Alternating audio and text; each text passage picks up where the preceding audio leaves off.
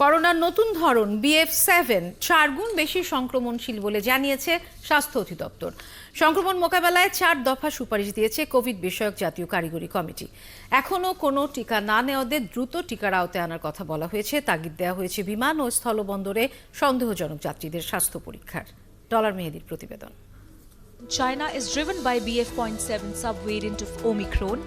চীন সহ বিশ্বের বিভিন্ন দেশে ছড়িয়ে পড়েছে করোনার অমিক্রনের নতুন একটি উপধরন, যার নাম দেয়া হয়েছে BF7। প্রতিবেশী ভারতেও এই ধরনের আক্রান্ত রোগী শনাক্ত হয়েছে। Subvariants like fever, cough, sore throat. এই পরিস্থিতিতে কি ধরনের সতর্কতা নেবে বাংলাদেশ তা ঠিক করতে অনলাইনে জরুরি বৈঠক ডাকেন স্বাস্থ্যমন্ত্রী। স্বাস্থ্য অধিদপ্তর আয়োজিত এই বৈঠকে 4 দফা নির্দেশনা জারির সুপারিশ করেছে কোভিড বিষয়ক জাতীয় কারিগরি কমিটি।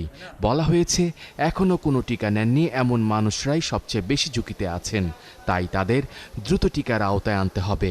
এছাড়া সম্মুখ সারির পেশাজীবী, গর্ভবতী নারী ও সাঁতারুদের দ্রুত দ্বিতীয় ও তৃতীয় ডোজ শেষ করার পরামর্শ দেওয়া হয়েছে। যারা ফ্রন্টলাইন ওয়ার্কার, প্রেগনেন্ট মহিলা, 18 বছর ঊর্ধ্ব এবং অন্যান্য যারা 60 ঊর্ধ্ব আছেন তাদের দ্বিতীয় বুস্টার ডোজটি নেবার জন্য প্রচারণা বৃদ্ধি করবার জন্য বলা হয়েছে। দ্বিতীয় পয়েন্টটি যেটি বলা হয়েছে যে আমাদের যারা কোমরবিডিটির মধ্যে আছেন তাদের ক্ষেত্রে অবশ্যই যেই আমাদের প্রোটেক্টিভ গিয়ার, যেমন আপনার মাস্ক ব্যবহার করা, হ্যান্ড স্যানিটাইজার ইউজ করা, নিরাপদ দূরত্বে অবস্থান করা, আক্রান্ত ব্যক্তির সংস্পর্শ থেকে দূরে থাকা, সেটির জন্য জাতীয় কারিগরি কমিটি থেকে পরামর্শ দেওয়া হয়েছে। বিমানবন্দর ও স্থলবন্দরে বিদেশ থেকে আসা সন্দেহজনক যাত্রীদের আবারও স্বাস্থ্য পরীক্ষা চালু করতে চিঠি দেওয়া হয়েছে।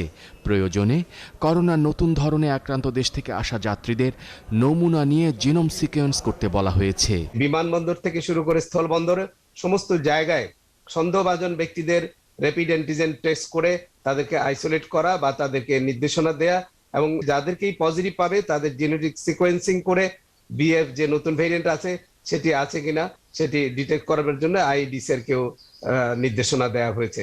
সম্ভাব্য পরিস্থিতি মোকাবেলায় মহাখালী DNCC হাসপাতাল সহ অন্যান্য হাসপাতালও প্রস্তুত রাখতে যাচ্ছে স্বাস্থ্য অধিদপ্তর। ডলার মেহেদি, ৭১, ঢাকা।